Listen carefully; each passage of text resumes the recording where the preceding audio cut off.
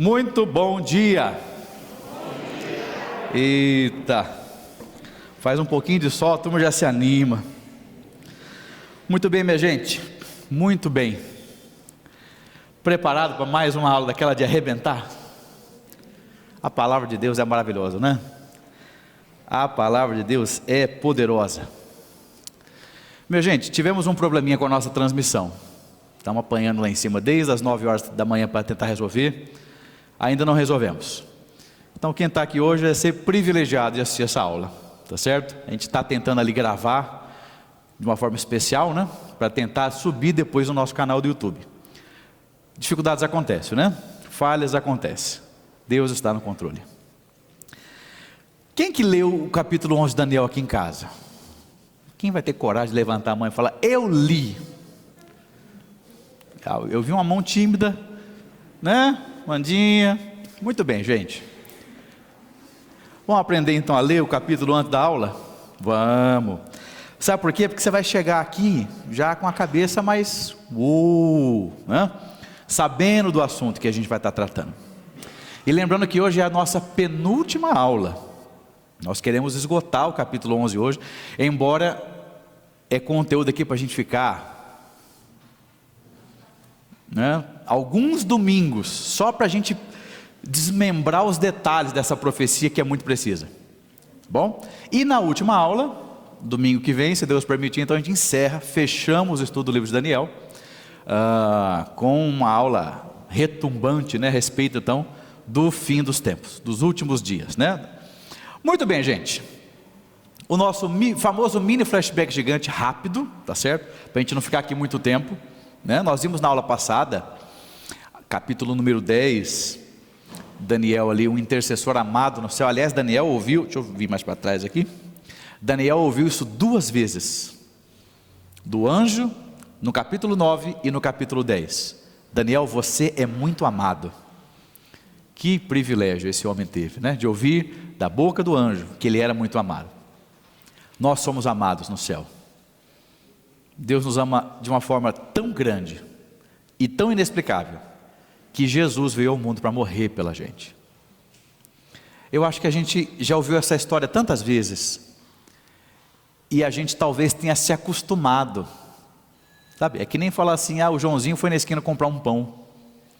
Jesus veio ao mundo para morrer pelos pecados. Cuidado quando você pronuncia isso, porque isso tem um significado muito profundo.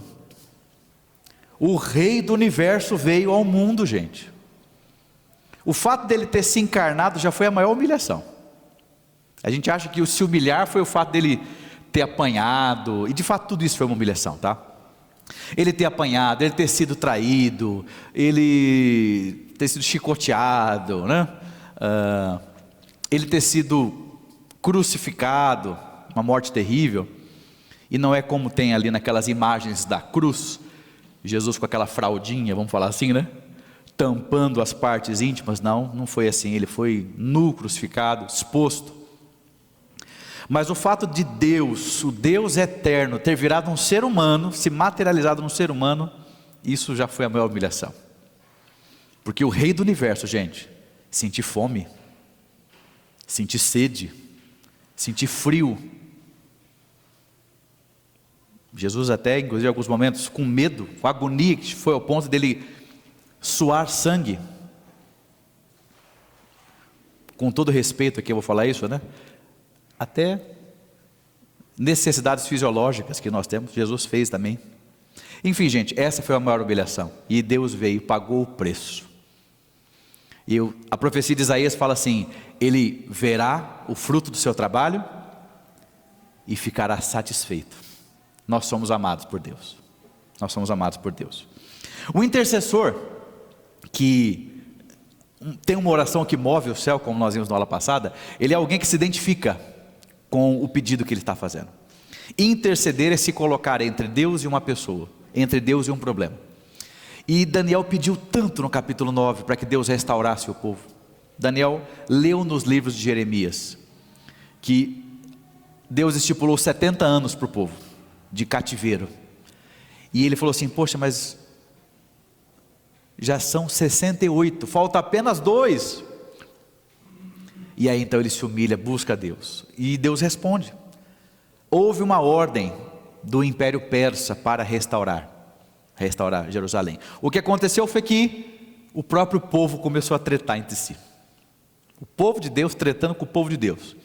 E aí uma fake news louca rolando, os samaritanos mandaram uma carta para o Império Persa, alegando um monte de falsidades, desvio de verbas, etc. E veio a ordem: parem a obra imediatamente. E Daniel desaba. 21 dias orando, 21 dias jejuando, 21 dias chorando.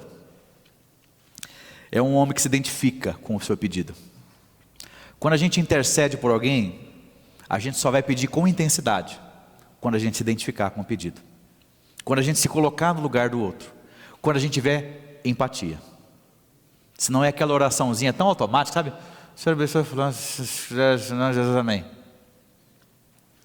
Você não vai pedir com intensidade, com fervor, porque você não se identificou. Ele recebe uma visitação especial. Mais uma vez o anjo apareceu a ele e contou coisas interessantíssimas. Desde o primeiro dia, Daniel, que você começou a orar, já veio o comando para eu vir te responder. Mas o príncipe da Pérsia me resistiu. Quem era o príncipe da Pérsia? Ciro, a entidade demoníaca que governava a Pérsia. E aí diz o texto, o anjo falando o seguinte: e aí teve que vir o arcanjo Miguel para me ajudar. E aí ele e os demais príncipes, a legião de anjos, de anjos caídos, vamos chamar assim. E ele falou o seguinte: tem mais, eu preciso voltar, porque o príncipe da Grécia está chegando, com 200 anos de antecedência. 200 anos de antecedência. O demônio que iria governar a Grécia já estava definido. O mundo espiritual se mexe quando a gente ora. E se ele não está se mexendo, é porque nós não estamos orando. Daniel recebeu as orações, a resposta imediata às suas orações. Um homem que jejuou, e nós vimos isso, né? Com mais detalhe a questão do jejum. O significado do jejum a gente até consegue trazer, mas o impacto que ele traz no mundo espiritual, nós não conseguimos. É uma prática do Antigo Testamento, mas que nós vemos a igreja no Novo Testamento praticando. As lições práticas que nós vimos na aula passada, nós identificamos com maior clareza quem são os nossos inimigos. Deixa eu só fazer dois reparos aqui, de 2 comentários que chegaram até mim. Um comentário é que uma pessoa da igreja me disse que eu fiz comentários anti-vacina e anti-máscara na aula passada. E porque na verdade, bom, primeiro deixa eu só esclarecer isso. Não sou anti-vacina, tá certo? E falo em nome da igreja, falo em nome da nossa igreja Betel. Vacine-se. Já tomei a minha primeira dose, Suzana já tomou a dela. Se vacine, tá bom? Use a máscara. Não sou anti-máscara não. A máscara pode prevenir uma contaminação. Ela salva vidas. O que eu trouxe aqui é que o modelo de controle da vacina, ela é muito parecida com o modelo que haverá da marca da besta. Quem não tiver, não compra, não vende, não tem conta em banco, não pode viajar, etc, etc.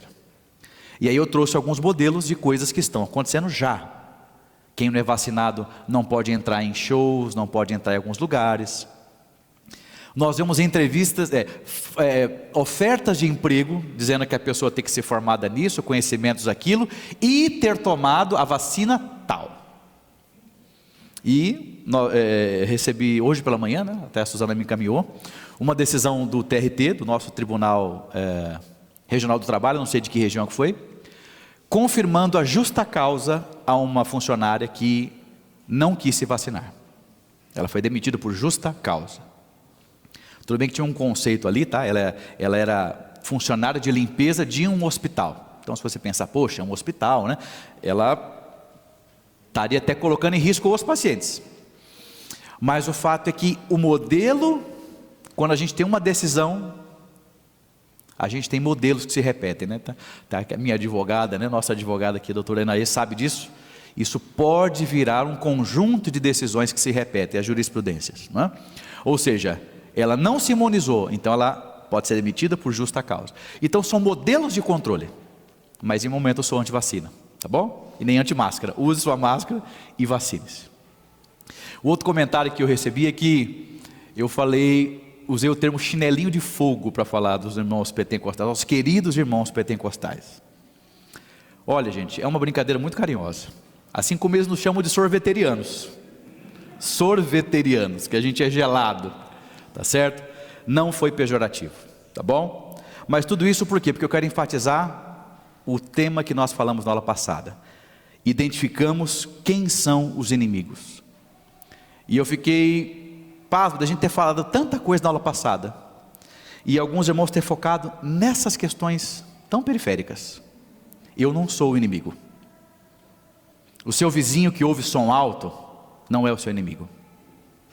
O chefe que persegue você no trabalho não é o seu inimigo. Os nossos inimigos estão no mundo espiritual. E como nós ouvimos na aula passada, no culto passado, né? Que Deus tem feito complementares à sua palavra. O pastor Ricardo estipulou também, nos trouxe isso, que o inimigo é aqui dentro, né? É o pecado. Faça guerra, né, contra a sua própria carne.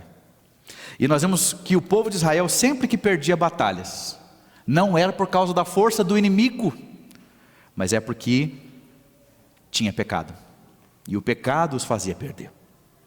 Muito bem, quais são as armas desse conflito? Oração, jejum e quebrantamento. Vamos ler então o capítulo 11.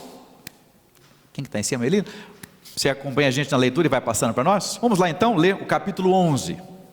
É um capítulo com 40 e poucos versículos, tem muito detalhezinho, e a gente vai com calma tentar trazê-los, né? São muitas informações, parece até uma novela mexicana, mas vamos com muita calma. Então a ideia não é fazer a gente reter tudo que vai ser trazido aqui, mas apenas explicar, tá bom? Os pontos da profecia. Vamos ler? Lembrando que o capítulo 11 é uma continuação do 10. Lembra que no 10 o anjo chegou, falou: olha, o príncipe da Pérsia me resistiu, Miguel veio, eu vou voltar, o príncipe da Grécia. Mas ele, no capítulo 11, ele revela então o que ele veio dizer. Vamos lá. Mas eu, no primeiro ano de Dario, um Medo, me levantei para o fortalecer e animar. Agora eu te declararei a verdade. Eis que ainda 3 reis se levantarão na Pérsia, e o quarto será acumulado de grandes riquezas, mais do que todos, e tornando forte por suas riquezas, empregará tudo contra o rei da Grécia. Mas no auge, o seu reino será quebrado e repartido para os 4 ventos do céu, mas não para a sua posteridade, nem tampouco segundo o poder com que reinou, porque o seu reino será arrancado e passará a outros fora de seus descendentes. O rei do sul será forte, como também um dos seus príncipes. Este será mais forte do que ele, e reinará, e será grande o seu domínio. Mas ao cabo de anos, eles se aliarão um com o outro. A filha do rei do sul casará com o rei do norte, para estabelecer a concórdia. Ela, porém, não conservará a força do seu braço, e ele não permanecerá, nem o seu braço, porque ela será entregue. E bem assim os que a trouxeram, e seu pai, e o que a tomou por sua naqueles tempos. Mas de um renovo da linhagem dela, um se levantará em seu lugar, e avançará contra o exército do reino do norte, e entrará na sua fortaleza, e agirá contra eles, e prevalecerá. Também os seus deuses, com a multidão das suas imagens fundidas, com os seus objetos preciosos de prata e de ouro, levará como despojo para o Egito, por alguns anos. Ele deixará em paz o rei do norte. Mas depois, este avançará contra o rei do sul, e tornará para sua terra. Os filhos farão guerra e reunirão numerosas forças. Um deles virá apressadamente, arrasará tudo que passar adiante, e voltando à guerra, levará até a fortaleza do rei do sul. Então este se exasperará, sairá e pelejará contra ele, contra o reino do norte. Este porá em campo grande multidão, mas a sua multidão será entregue nas mãos daquele. A multidão será levada, e o coração dele se exaltará. Ele derribará miríades, porém não prevalecerá. Porque o rei do norte tornará e porá em campo multidão maior do que a primeira, e ao cabo dos tempos, isso é, de anos, virá à pressa com grande exército e abundantes provisões. Naqueles tempos se levantarão muitos contra o rei do sul, e também os dados a violência dentre o teu povo se levantarão para cumprirem a profecia, mas cairão. O reino do norte virá, levantará baluartes e tomará cidades fortificadas. Os braços do sul não poderão resistir, nem o seu povo escolhido, pois não haverá força para resistir. O que, pois, vier contra ele, fará o que bem quiser, e ninguém poderá resistir a ele. Estará na terra gloriosa, e tudo estará em suas mãos. Resolverá vir com força. Eu pulei? Não, isso mesmo. Resolverá vir com força de todo o seu reino, e entrará em acordo com ele, e lhe dará uma jovem em casamento para destruir o seu reino. Isto, porém, não vingará, nem será para sua vantagem. Depois se voltará para as terras do mar e tomará muitas. Mas um príncipe fará cessar o opróbrio, e ainda fará recair esse opróbrio sobre aquele. Então voltará para as fortalezas da sua própria terra, mas tropeçará e cairá, não será achado. Levantar-se-á depois no lugar dele um que fará passar um exator pela terra mais gloriosa do seu reino, mas em poucos dias será destruído, e isso sem ira nem batalha. Depois se levantará em seu lugar um homem vil, a qual não tinha dado dignidade real, mas ele virá caladamente e tomará o reino com intrigas. As forças inundantes serão arrasadas diante dele, serão quebrantadas, como também o príncipe da aliança. Apesar da aliança com ele, usará de engano, subirá e se tornará forte com pouca gente. Virá também caladamente aos lugares mais férteis da província, e fará o que nunca fizeram seus pais, nem os pais de seus pais. Repartirá entre eles a presa, os despojos e os bens, e maquinará seus projetos contra as fortalezas, mas por certo tempo. Suscitará sua força e seu ânimo contra o reino do sul, à frente de grande exército. O rei do sul sairá à batalha com grande e muito poderoso exército, mas não prevalecerá, porque maquinarão projetos contra ele. Os que comerem os seus manjares o destruirão, e o exército dele será arrasado, e muitos cairão traspassados. Também esses dois reis se empenharão em fazer o mal, e em uma só mesa falarão mentiras. Porém isso não prosperará, porque o fim virá no tempo determinado. Acho que eu pulei aqui.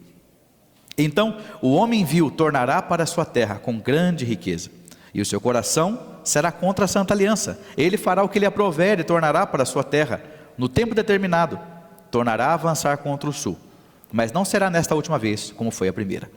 Porque virão contra ele navios de Quitim, que lhe causarão tristeza. Voltará e se indignará contra a santa aliança, e fará o que lhe aprouver, e tendo voltado, atenderá aos que tiverem desamparado sua santa aliança. Dele sairão forças que profanarão o santuário, a fortaleza nossa, e tirarão o sacrifício diário, estabelecendo a abominação desoladora. Aos violadores da aliança, ele com lisonjas perverterá, mas o povo que conhece ao seu Deus se tornará forte e ativo. Os sábios entre o povo ensinarão a muitos, todavia cairão pela espada e pelo fogo, pelo cativeiro e pelo roubo, por algum tempo. Ao caírem eles, serão ajuntados com um pequeno socorro, mas muitos se ajuntarão a ele com lisonjas. Alguns dos sábios cairão para serem provados, purificados e embranquecidos, até o tempo do fim, porque se dará ainda no tempo determinado. Este rei fará segundo sua vontade, se levantará e se engrandecerá sobre todos os deuses, sobre todo Deus, contra o Deus dos deuses, falará coisas incríveis e será próspero, até que se cumpra a indignação, porque aquilo que está determinado será feito. Não terá respeito aos deuses dos seus pais, nem ao desejo de mulheres, nem a qualquer deus, porque sobre tudo se engrandecerá. Mas em lugares dos deuses honrará o Deus das fortalezas, um Deus que seus pais não conheceram. Honrará o ouro com prata, com pedras preciosas e coisas agradáveis. Com auxílio de um Deus estranho, agirá contra as poderosas fortalezas, e aos que o reconhecerem, multiplicar-se-á a honra, e fá-los-á reinar sobre muitos, e lhes repartirá a terra por prêmio. No tempo do fim, o rei do sul lutará contra ele. O reino do norte arremeterá contra ele com carros, cavaleiros e muitos navios, e entrará nas suas terras, e as inundará e passará. Entrará também na terra gloriosa, e muitos sucumbirão, mas do seu poder escaparão estes: Edom, Moabe e as primícias dos filhos de Amon. Estenderá a mão também contra as terras, terra do Egito não escapará. Apoderar-se-á de tesouros de ouro e de prata, e de todas as coisas preciosas do Egito. Os líbios, os etíopes o seguirão, mas pelos rumores do oriente e do norte será perturbado. sairá com grande furor para destruir as extremidades e exterminar a muitos. Armará suas tendas palacianas entre os mares contra o glorioso Monte Santo, mas chegará ao seu fim, e não haverá quem o socorra. Que é isso? Que texto é esse? Vamos orar, gente? Meu Deus, muito obrigado por essa manhã. Muito obrigado por ler a tua palavra. Nós temos que confessar a Deus que a gente lê esse texto e não entende muita coisa. Mas nós estamos falando agora com o autor dessa palavra. Foi o Senhor quem escreveu. Foi o Senhor quem revelou isso aqui para Daniel. E foi o Senhor quem permitiu que esse texto tivesse escrito para nós nos dias de hoje. Humildemente nós pedimos que o Senhor nos faça entender a tua palavra aqui. Espírito Santo, seja o nosso professor. É a nossa oração, no nome de Jesus. Amém. Muito bem, muito bem. Complicado, né? Cheio de um casa com um, que casa com o outro, que faz intriga com um, que volta para lá, que puxa de aqui. Que é isso? Vamos lá. Veja os desdobramentos da história debaixo da soberania de Deus. Nós não vamos aqui ficar em detalhe por detalhe, mas tem alguns que a gente só vai trazer um pouco mais, só para vocês entenderem a precisão dessas profecias, que é impressionante. Se a gente já ficou embasbacado com a última, né? Que é aquela que mostrava dos 70 semanas, essa aqui então tem muito mais detalhes. Vamos lá. Primeiro, veja só, nós vemos aqui que Daniel, né, na sua escrita, na sua visão, ele fala sobre 4 reis da Pérsia. Isso foi escrito ali no versículo 2, não é? Ele diz que haveriam 4 reis. Lembrando que no início do capítulo ele fala que ele estava na época de Dario, ou seja, ainda no início do Império Persa. Lembrando que as profecias não estão em ordem cronológica. Então capítulo 7, 8, 9, tem hora que está em Dario, tem hora que ele está no 3º ano de Ciro, depois agora voltou para Dario, né? Mas muito bem.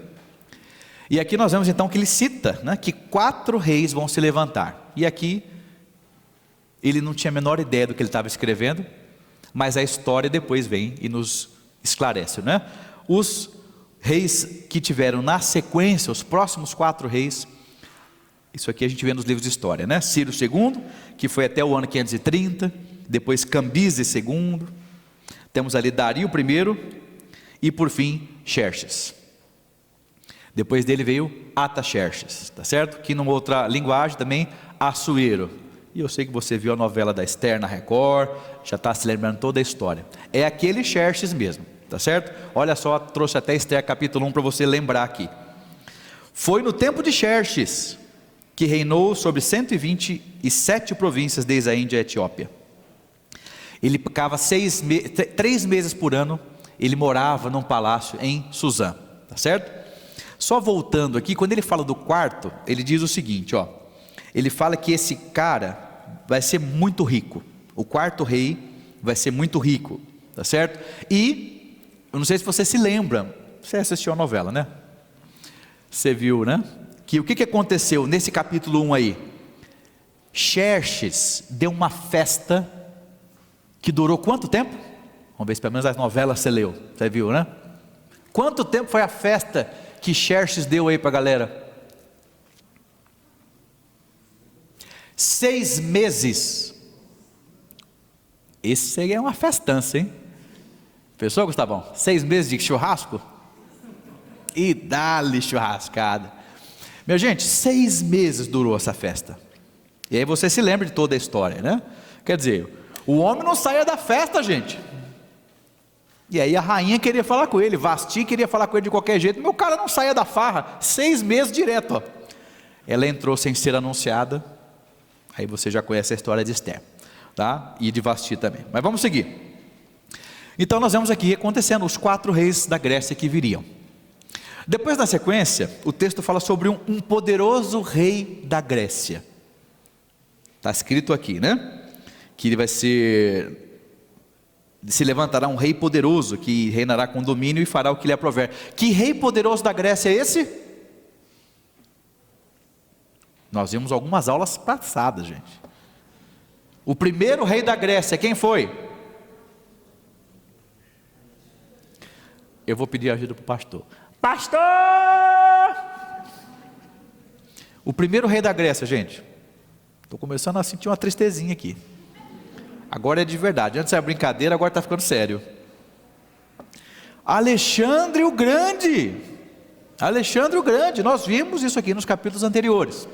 Este grande rei da Grécia, que em apenas 10 anos dominou o mundo. Nós falamos no capítulo 7 só sobre Alexandre o Grande. Então, depois volta lá no YouTube e pega e assista de novo a aula sobre Alexandre o Grande, que a Bíblia nos trouxe. Beleza. Depois o que aconteceu? O que o texto nos fala? No auge do seu reino, ou seja, ele com 32 anos, com 33. Com 33 anos ele morreu. O seu reino será repartido em 4 partes. Vocês se lembram disso? Depois da morte de Alexandre o Grande, a Grécia nunca mais foi a mesma. Não teve o mesmo esplendor. Ela foi dividida em 4 territórios. Os 4 principais generais, né? Cassandro, Lisímaco, Seleuco e Ptolomeu. Cada um dominando uma região, né? Então, tá certo? Então tá lá os 4 reinos. Muito bem. A partir desse momento, no Império Grego já dividido, né? Nós vamos ver que tem muitos textos aqui, ao longo dessa narrativa, que fala assim: Reino do Norte, Reino do Sul, Reino do Norte, Reino do Sul, Reino do Norte, Reino do Sul, e vai. O que significa isso? É esse eixo aqui, ó. É a briga entre Síria e Egito. Então falou Reino do Norte, Síria. Ele está falando do Império Seleucida. Reino do Sul, Egito. Está falando de Ptolomeu. Ok? Então está lá, Reino do Norte. Então a descrição dos próximos versículos é que teve uma série de embates. Mas não era tudo Império Grego? Não mais, né? Eles se dividiram. Era um Império Grego-Macedônio, cultura grega, helênica, tudo. Mas havia essa disputa. Então os Seleucidas brigavam com os Ptolomeus. Aí veja só, nós temos aqui, então Daniel falando de vários conflitos, vixe, muita treta, vixe, tá? Agora, só voltando aqui no mapinha, você está vendo que existe aqui o Egito, está a Síria, e quem está no meio?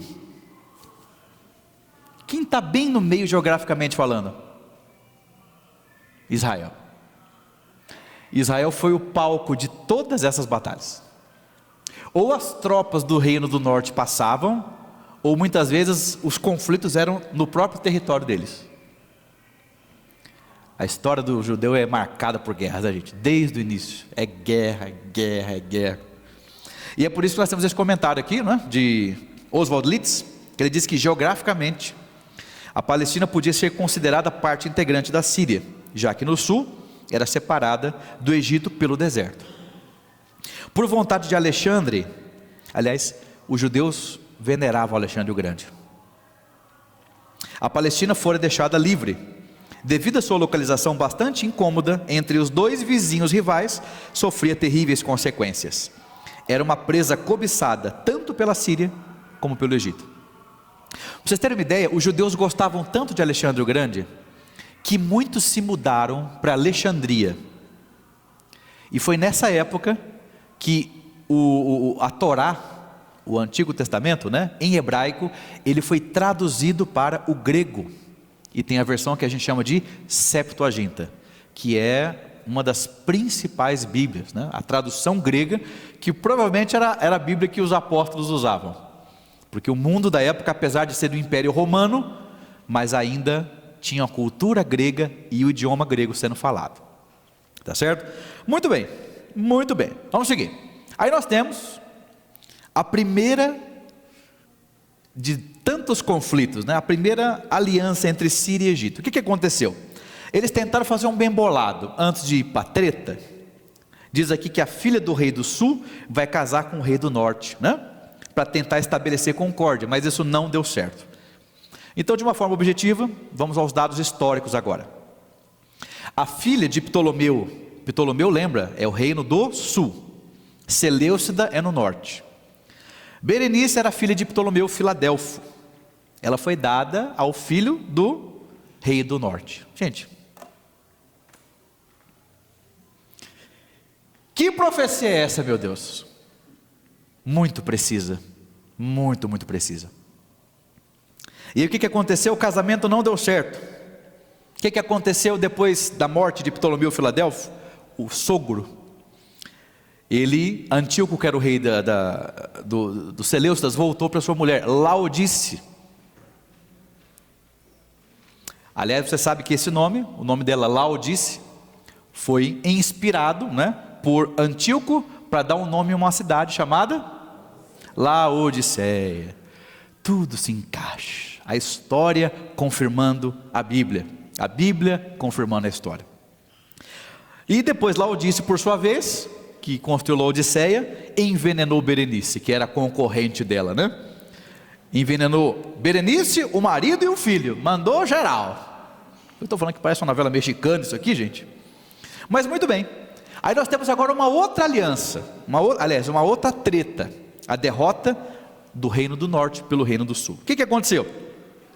Nós lemos que alguém da linhagem dela quem? Dela quem? A que envenenou todo mundo, Berenice. Ela vai se levantar, alguém dessa linhagem vai se levantar para tomar o lugar. Aliás, de Laodice. E aí vai atacar as forças do rei do norte, vão ser vitoriosos, etc, etc. Seguindo, né, vai reunir um grande exército, o rei do sul marchará e vai vencer. O que a história nos diz a respeito disso? O que a história nos diz? Ptolomeu III, o irmão de Berenice, já na outra geração, e o texto bíblico falou, não é? Alguém da linhagem dela. Ptolomeu III fez o quê? Venceu a batalha. Se é Ptolomeu, ele é do reino do Egito. Seleucida é o norte, tá? Ele levou os tesouros da Síria para o Egito, tudo que nós lemos aí.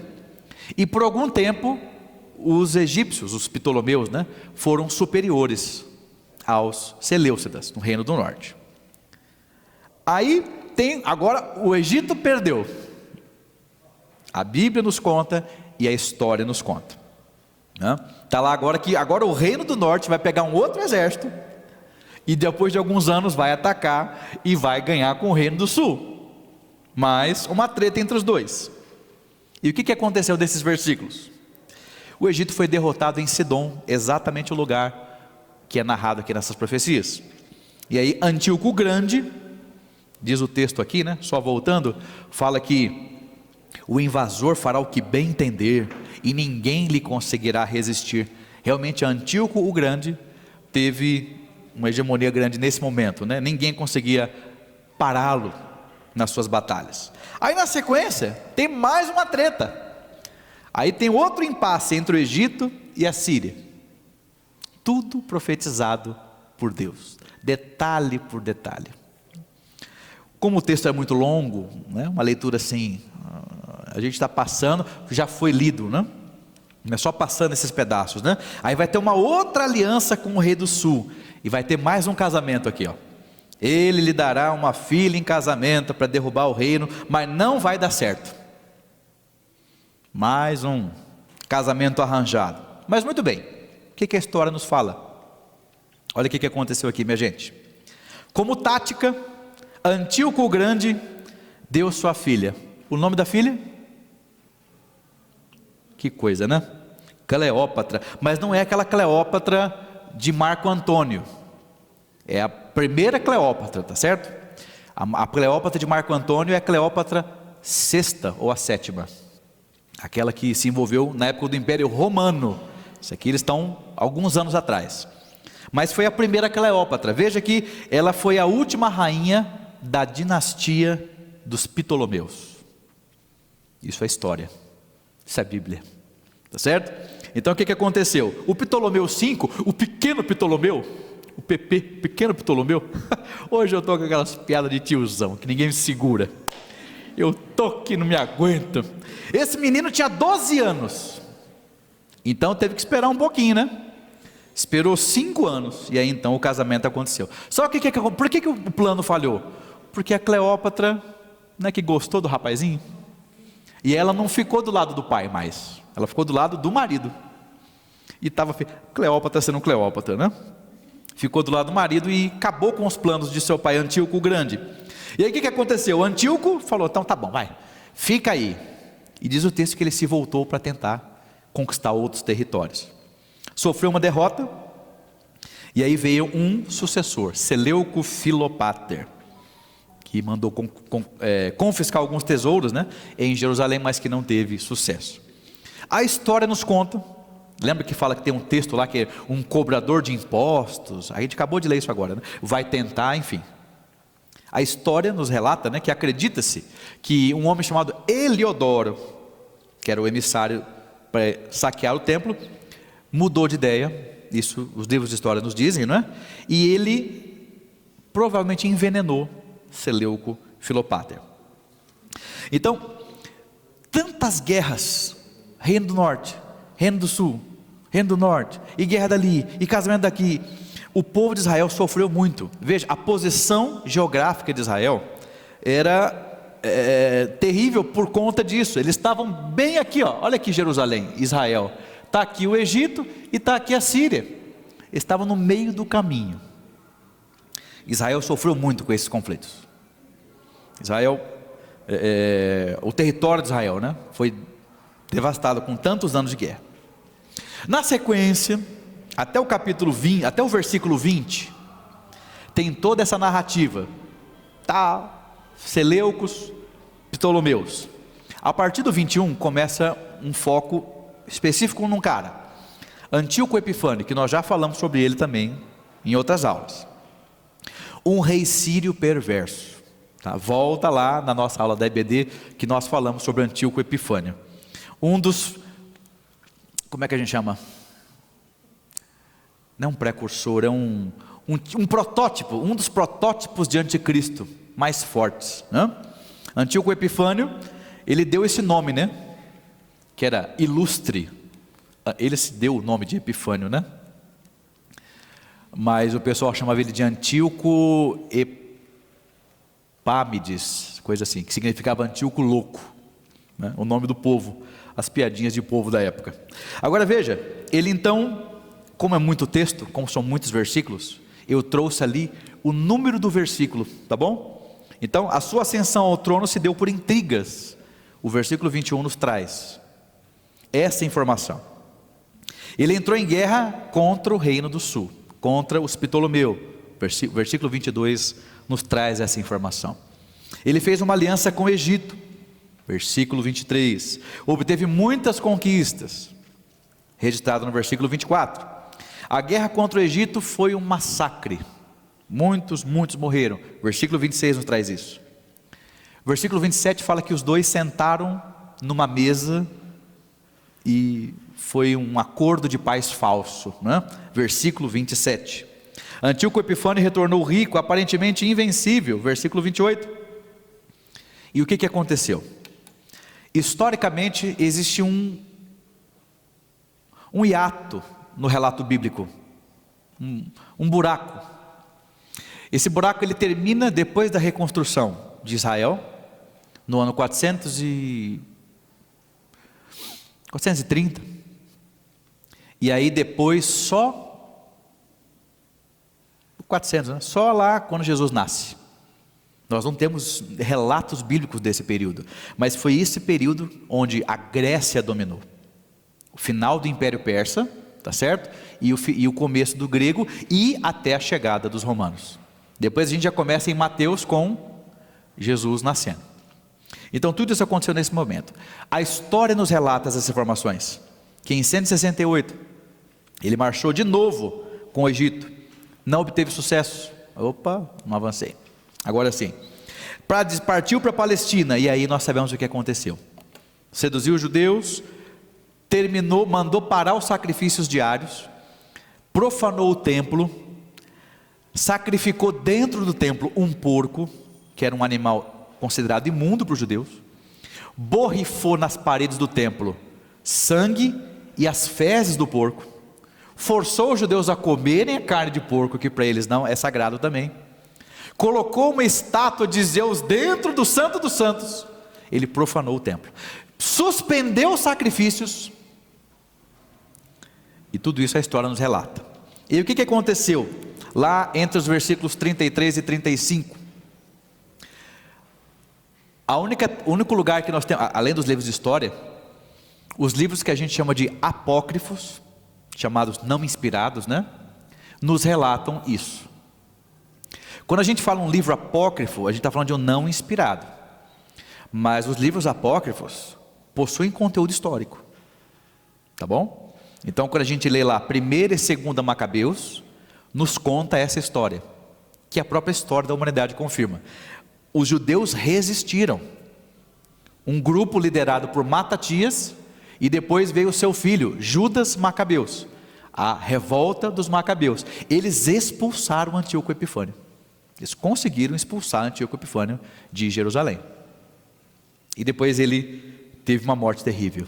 Antíoco Epifânio morreu de uma forma terrível, com muitas dores. Então, minha gente, a Bíblia confirma a história. A gente está falando aqui de 300 anos, 400 anos. Será que você consegue dizer o que vai acontecer daqui a 300 anos? Com detalhes. A filha do cara, do rei do país tal, vai... Gente, isso é Bíblia. Sabe por que ela é tão precisa? Porque quem mandou escrever, escreveu a história. E as coisas acontecem do jeito que Deus determinou, gente. Deus está no trono. Seguindo, aí tá vendo, seu tom da pentecostal, o que ia acontecer aqui? Ia ter tanto aleluia, gente. Isso aqui é tremer. E por fim, depois que ele fala sobre Antíoco Epifânio, sim, ele faz um apontamento direto ao último capítulo da história, o final dos tempos. Isso é um padrão de revelação de profecias. Elas sempre são as mesmas profecias, porém elas sempre vão avançando em detalhes.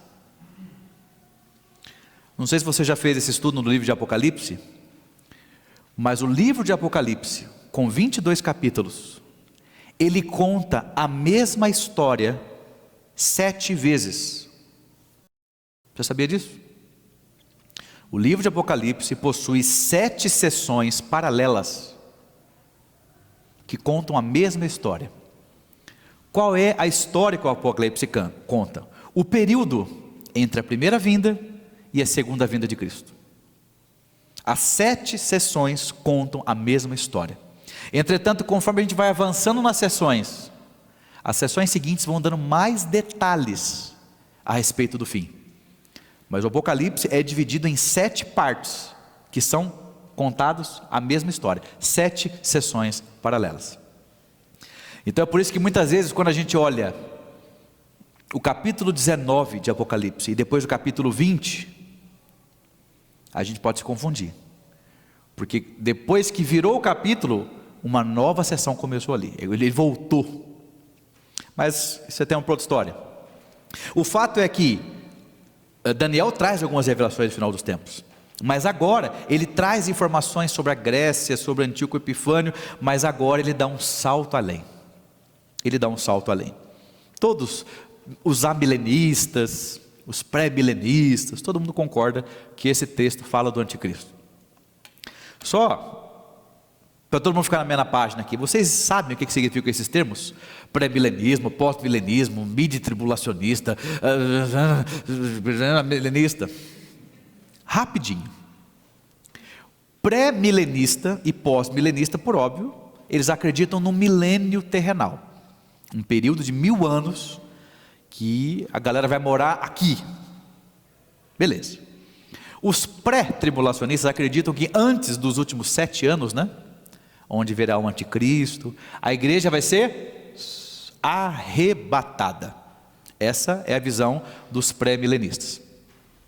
Aí nós temos os midi-tribulacionistas, que acreditam que a igreja vai ser arrebatada no meio da tribulação. Depois de 3 anos e meio, a igreja sobe. A nossa linha de interpretação é amilenista. Não há milênio terrenal e não há um arrebatamento secreto. De onde nós tiramos esteio para essa interpretação? Segundo a interpretação pré-milenista, a Bíblia fala que nós vamos nos encontrar com Jesus nos ares, não é isso? Ou seja, em algum momento a igreja vai subir. Jesus vem se encontrar com a igreja, vai. Depois de 7 anos, ele vem de novo. Ou seja, quantas vindas de Cristo nós temos?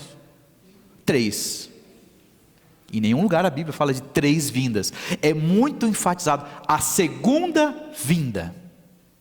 Não tem 3 vindas. Então, se ele vem, leva a igreja, volta e volta de novo, não tem muito sentido. Nem a questão do arrebatamento secreto, antes dos 7 anos ou no meio dos 7 anos. A igreja, no nosso entendimento e lendo a Bíblia, vai passar pela tribulação. Os profetas foram perseguidos e mortos. A igreja primitiva entrava nas arenas do Coliseu cantando louvores. Me arrepio aqui. E eram jogados às feras. Eles eram utilizados como combustível para iluminar as ruas de Roma.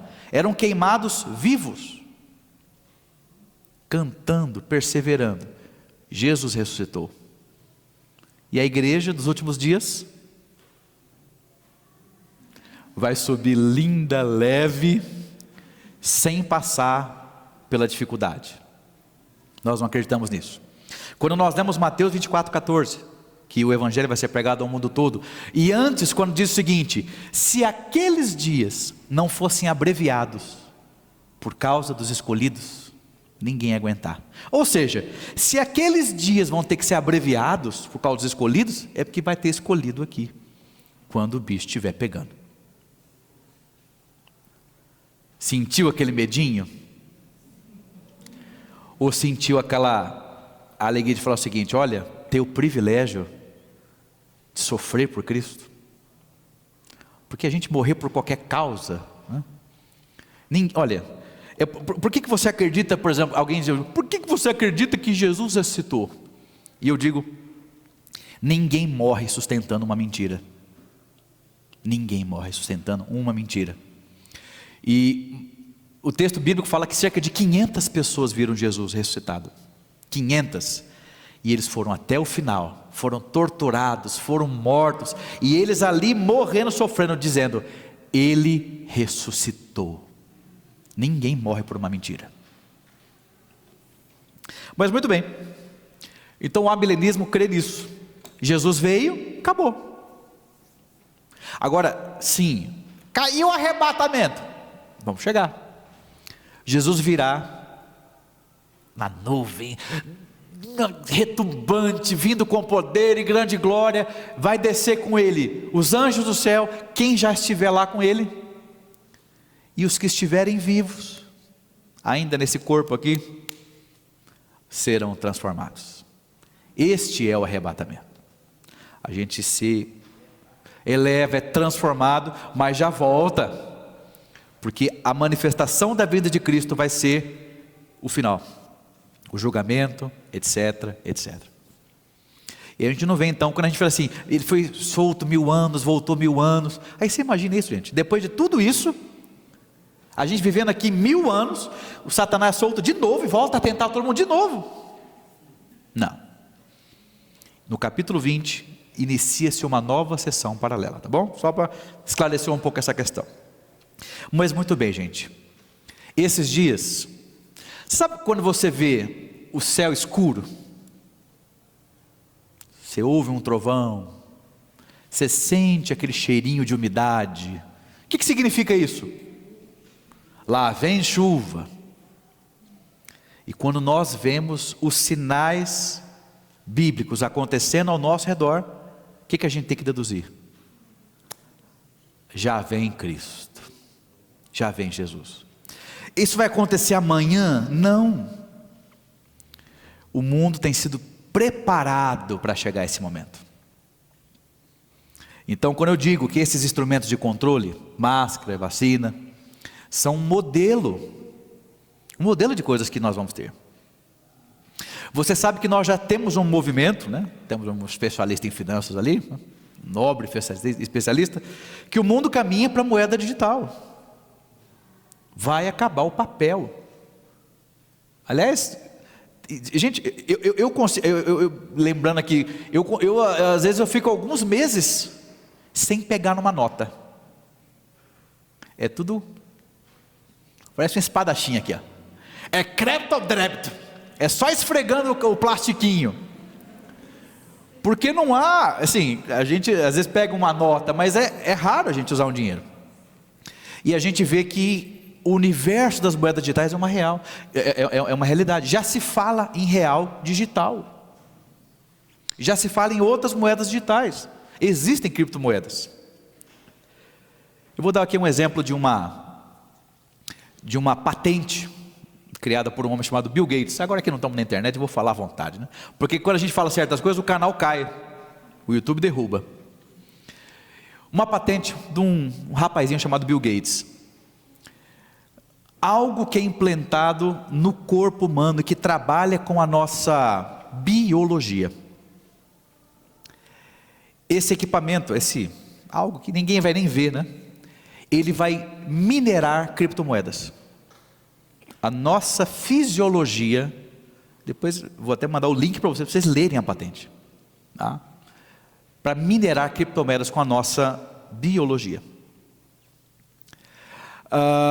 Quem tem este dispositivo é invisível à pele, é invisível aos olhos, desculpa. Você olha assim, ninguém sabe.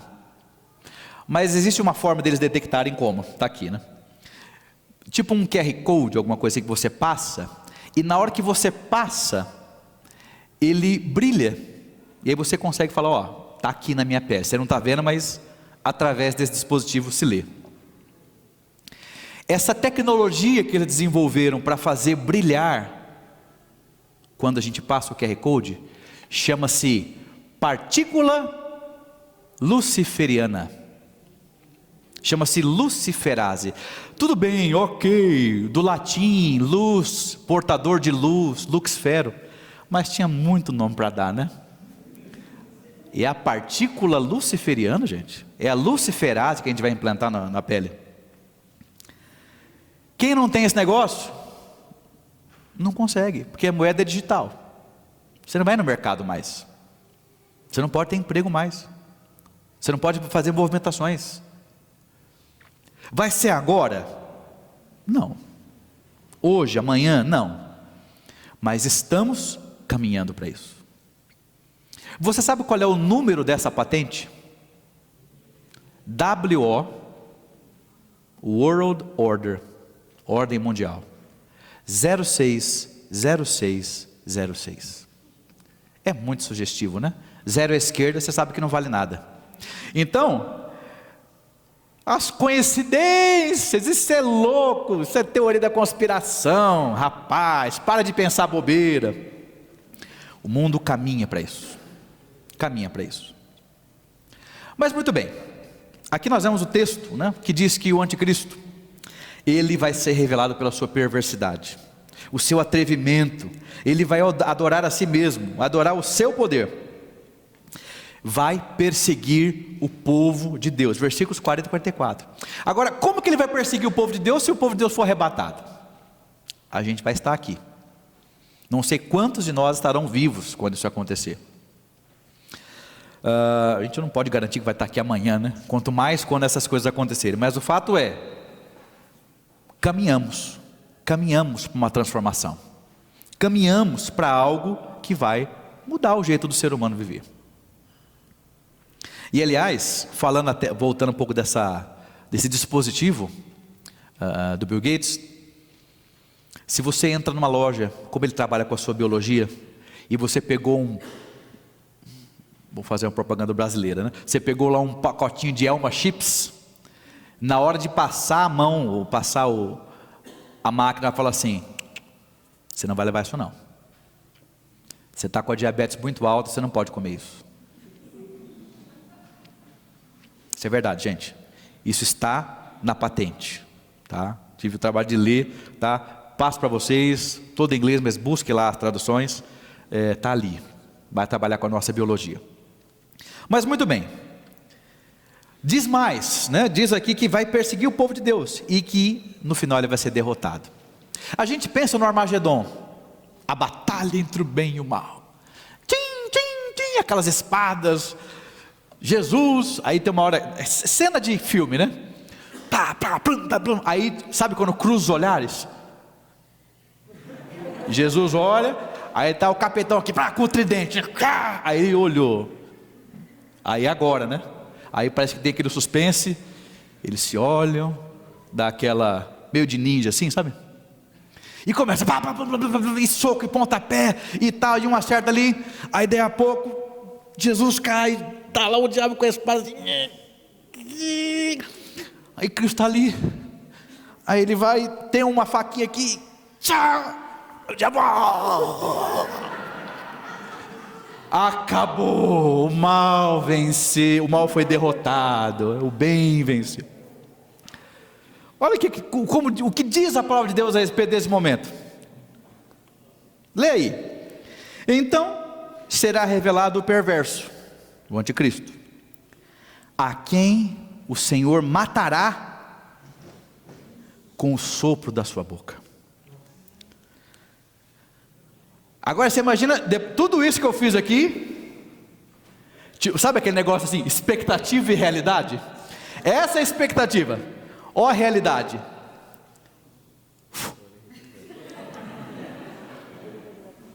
Com o sopro da sua boca ele vai destruir. Como? Pela manifestação da sua vinda. Ou seja, Jesus chegou, acabou. Sabe quando a gente vê os relatos de Daniel, que a gente vê que a energia que o anjo liberava era tão forte, energia, gente, a igreja falando de energia, tão forte, que ele caía, desmaiava, não aguentava. Agora tenta imaginar Jesus chegando com tudo, vai ser algo tão forte, que ele chegou, acabou, a manifestação da sua vinda. É assim, gente, Deus, somente Deus, domina o trono do universo. Nós cantamos isso aqui. Lições práticas e preciosas para nós. Primeiro, gente, a palavra de Deus é absolutamente confiável, porque a gente vê tantos relatos precisos, citando pessoas, acontecimentos, lugares, com 500 anos de antecedência, com 400 anos, isso aqui é para que a gente entenda que a palavra de Deus é confiável, ela não apenas contém a verdade, ela é a verdade, a Bíblia é a verdade, confie nesse livro, estude esse livro,